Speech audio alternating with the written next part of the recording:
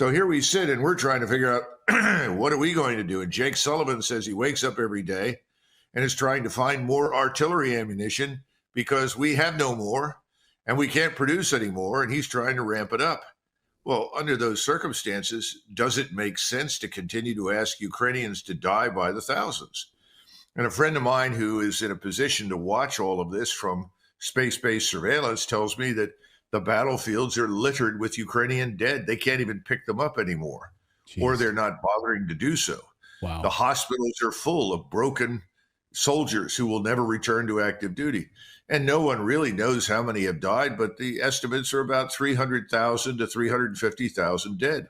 Jeez, and of course, Ukraine, people continue to leave. We now think 14 million people have left Ukraine. That leaves maybe 18 million, depending upon how you want to calculate it.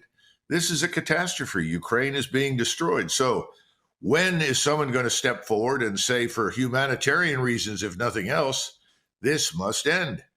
And that's why I said, if you don't do this, the Russians are finally going to say, well, that's it. The only way we're going to convince these people that it's over is if we march down the main streets of Kiev.